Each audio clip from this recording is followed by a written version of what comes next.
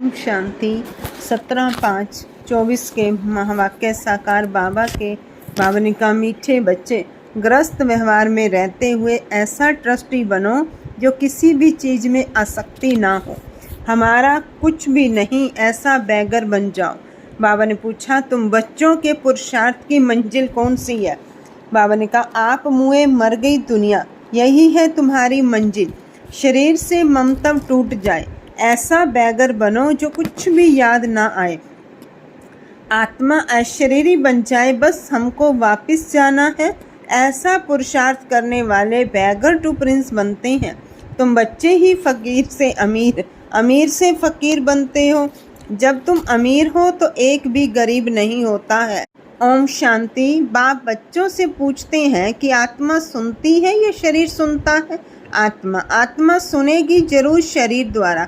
बच्चे लिखते भी ऐसे हैं, फलाने की आत्मा बाप दादा को याद करती है, फलाने की आत्मा आज फलानी जगह जाती है, या जैसे आदत पड़ जाती है।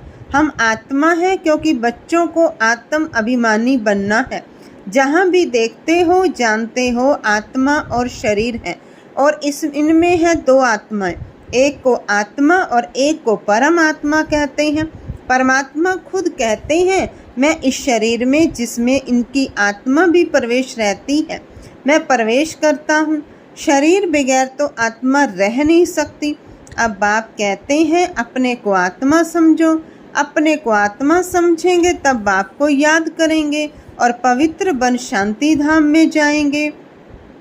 और फिर दैवी गुण भी जितना धारण कर और औरों को कराएंगे, सुदर्शन चक्रधारी बनकर और बनाएंगे, उतना उच्च पद पाएंगे। इसमें कोई मूझते हो तो पूछ सकते हो, यह तो जरूर है मैं आत्मा हूँ। बाप बच्चों को ही कहते हैं, जो ब्राह्मण बने हैं दूसरों को नहीं कहेंगे।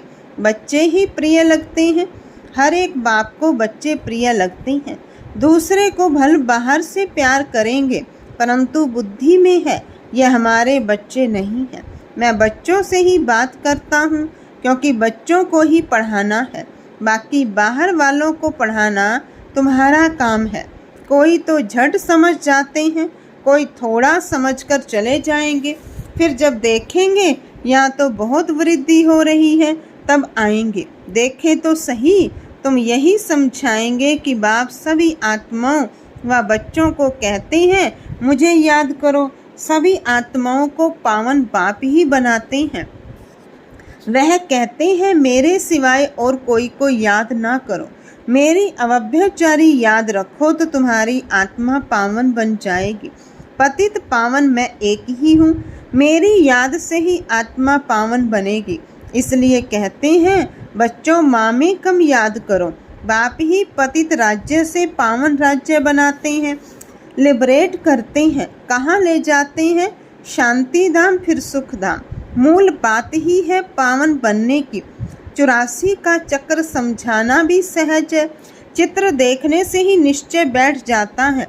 इसलिए बाबा हमेशा कहते रहते हैं, म्यूजियम खोलो भबके से तो मनुष्यों को भबका खींचेगा। बहुत आएंगे, तुम यही सुनाएंगे कि हम बाप की श्रीमत पर यह बन रहे हैं। बाप कहते हैं, माँ में कम याद करो और दैवी गुण धारण करो। बैग तो जरूर साथ होना चाहिए। तुम जानते हो हम बैगर टू प्रिंस बनेंगे। पहले तो श्री कृष्ण बनेंगे ना। जब तक श्री कृष्ण ना बने तब तक श्री नारायण बन ना सके। बच्चे से बड़ा हो तब नारायण नाम मिले, तो इनमें दोनों चित्र हैं। तुम यह बनते हो, अभी तुम सब बैगर बने हुए हो। यह ब्रह्मा कुमार कुमारियाँ भी बैगर्स हैं, इनके पास कुछ भी नहीं है। बैगर अर्थात जिनके पास कुछ भी ना हो। कोई को हम बैगर नहीं कहेंगे। यह बाबा तो है सबसे बड़ा बैगर, इसमें पूरा बैगर बनना होता है। ग्रस्त व्यवहार में रहते आसक्ति तोड़नी होती है। तुमने ड्रामा अनुसार आसक्ति तोड़ दी है। निश्चय बुद्धि ही जानते हैं, हमारा जो कुछ है वह बाबा को दे दिया। कहते भी है ना, हे भगवान, आपने जो कुछ दिया है वह आपका ही है, हमारा नहीं है। वह तो होता है भक्ति मार्ग। उस समय तो बाबा दूर था, अब बाबा बहुत नज़दीक है। सामने उनका बनना होता है।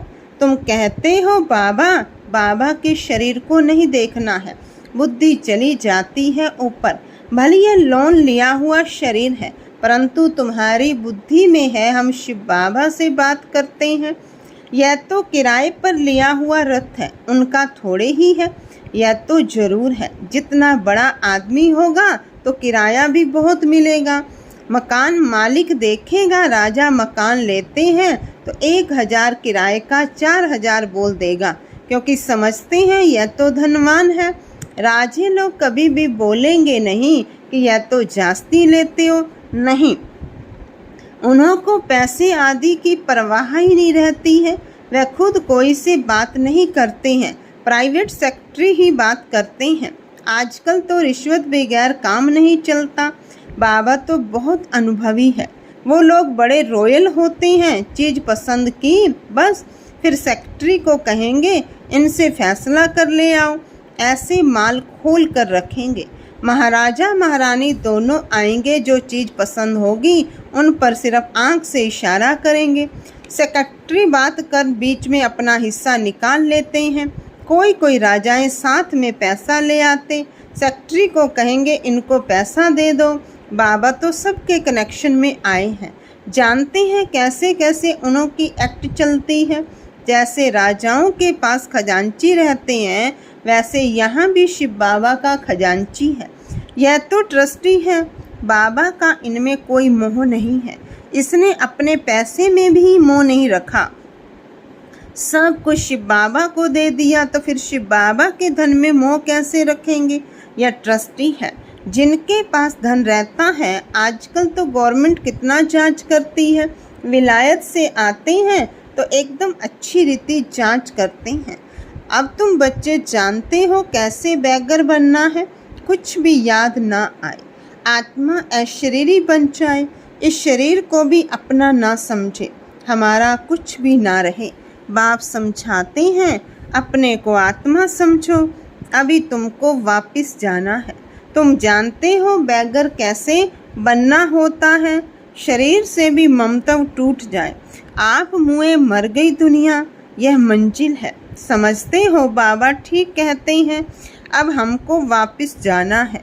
शिव बाबा को तुम जो कुछ देते हो उसका फिर रिटर्न में दूसरे जन्म में मिल जाता है। इसलिए कहते हैं यह सब कुछ ईश्वर ने ही दिया है। आगे जन्म में ऐसा अच्छा कर्म किया है जिसका फल मिला है। शिव बाबा रखता किसी का भी नहीं है। बड़े बड़े राजाएं जमींदार आदि होते हैं तो उनको नजराना भी देते हैं, फिर कोई नजराना लेते कोई नहीं लेते। वहाँ तो तुम कुछ भी दान पुण्य नहीं करते हो, क्योंकि वहाँ तो सबके पास पैसे बहुत हैं, दान किसको करेंगे। गरीब तो वहाँ होते नहीं, तुम ही फकीर से अमीर और अमीर से फकीर बनते हो। कहते हैं ना इनको तंदुरुस्ती बख्शो, कृपा करो, यह करो। आगे शुरू में भी शिव बाबा से ही मांगते थे, फिर अव्यभिचारी बन गए हैं तो सबके आगे जाते रहते हैं। कहते हैं झोली भर दो, कितने पत्थर बुद्धि हैं। कहते भी हैं पत्थर बुद्धि से पारस बुद्धि बनाते हैं। तो तुम बच्चों को खुशी बहुत रहनी चाहिए। गायन भी है, अतीन्द्रिय सुख पूछना हो तो गोपी वल्लभ के गोप गोपियों से पूछो। किसको बहुत फ़ायदा होता है तो बहुत खुशी होती है, तो तुम बच्चों को भी बहुत खुशी रहनी चाहिए। तुमको 100% खुशी थी, फिर घटती गई, अब तो कुछ भी नहीं है। पहले थी बेहद की बादशाही, फिर होती है हद की राजाई, अल्पकाल के लिए। अब बिरला के पास कितनी ढेर मलकियत है, मंदिर बनाते हैं उससे कुछ भी नहीं मिलता, गरीबों को थोड़े ही कुछ देते हैं। मंदिर बनाया जहाँ मनुष्य आकर माथा टेकेंगे, हाँ गरीब को दान में देते हैं तो उसका रिटर्न में मिल सकता है। धर्मशाला बनाते हैं तो बहुत मनुष्य जाकर वहाँ विश्राम पाते हैं, तो दूसरे जन्म में अल्पकाल के लिए सुख मिल जाता है। कोई हॉस्पिटल बनाता है तो भी अल्पकाल के लिए सुख मिलता है, एक जन्म के लिए। तो बेहद के बाप बच्चों को बैठ समझाते हैं। इस पुरुषोत्तम संगम युग की बहुत महिमा है। तुम्हारी भी बहुत महिमा है जो तुम पुरुषोत्तम बनते हो। तुम ब्राह्मणों को ही भगवान आकर पढ़ाते हैं, वही ज्ञान का सागर है।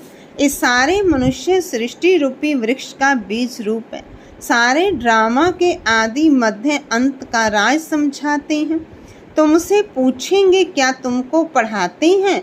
बोलो क्या यह भूल गए हो गीता में भगवानुवाच है ना, मैं तुमको राजाओं का राजा बनाता हूँ। इसका अर्थ तुम अभी समझते हो। पतित राजाएं पावन राजाओं की पूजा करते हैं, इसलिए बाप कहते हैं तुमको राजाओं का राजा बनाता हूँ। यह लक्ष्मी नारायण स्वर्ग के मालिक थे ना। स्वर्ग के देवताओं को द्वापर कलयुग में सब नमन पूजन करते हैं। इन बातों को अभी तुम समझते हो। भक्त लोग कुछ भी समझते थोड़े ही हैं। वह तो सिर्फ शास्त्रों की कहानियाँ पढ़ते सुनते रहते हैं। बाप कहते हैं तुम जो गीता आधा कल्प से पढ़ते सुनते आए हो, उससे कुछ प्राप्ति हुई? पेट तो कुछ भी भरा नहीं, अभी तुम्हारा पेट भर रहा है। तुम जानते हो यह पार्ट एक ही बार चलता है।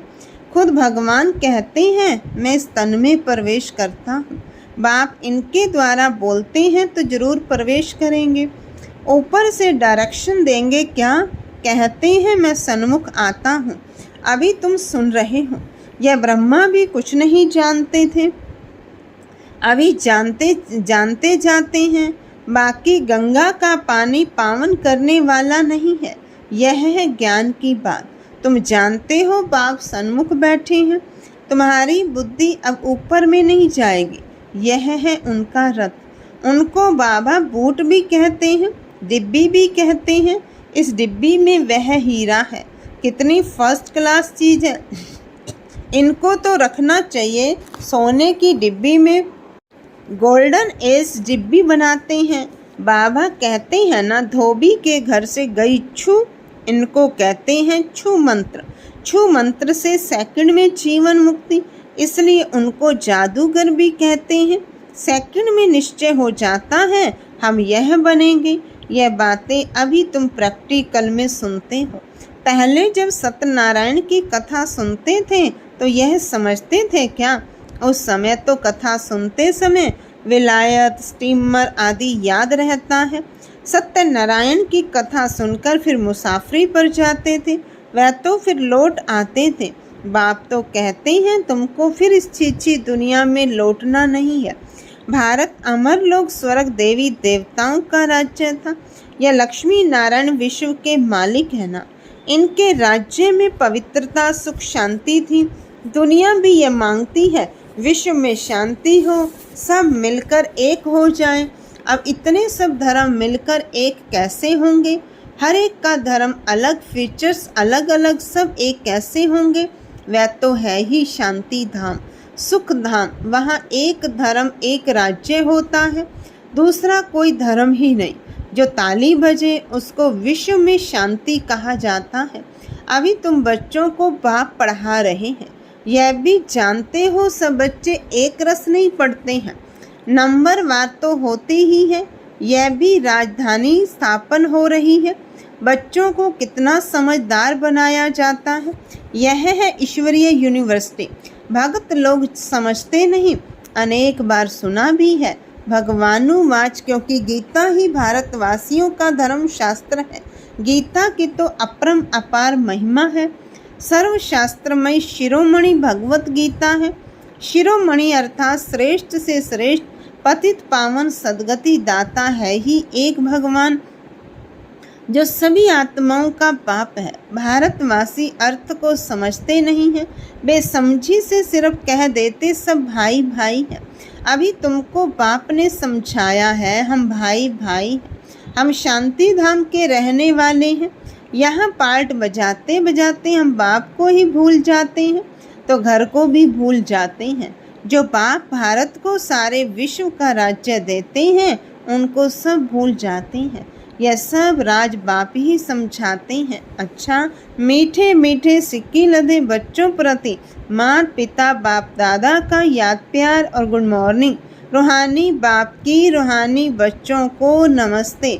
रूहानी बच्चों की रूहानी बाप दादा को नमस्ते बाबा नमस्ते। धारणा के लिए मुख्य सार। पहली पॉइंट, अतीन्द्रिय सुख का अनुभव करने के लिए स्मृति रहे कि यही पुरुषोत्तम संगम युग है, जबकि हमें भगवान पढ़ाते हैं जिससे हम राजाओं का राजा बनेंगे।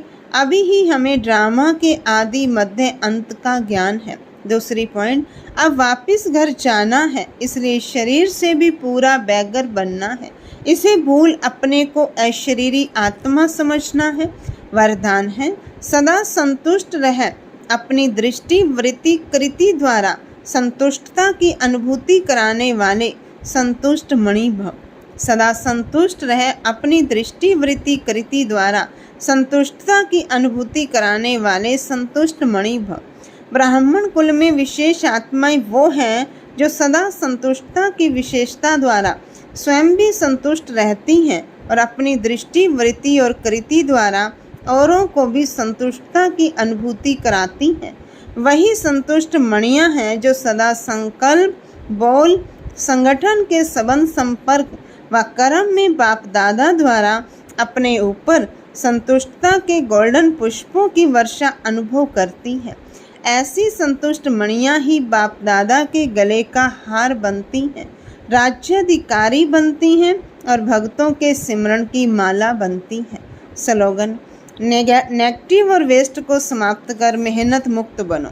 नेगेटिव और वेस्ट को समाप्त कर मेहनत मुक्त बनो। अच्छा, ओम शांति।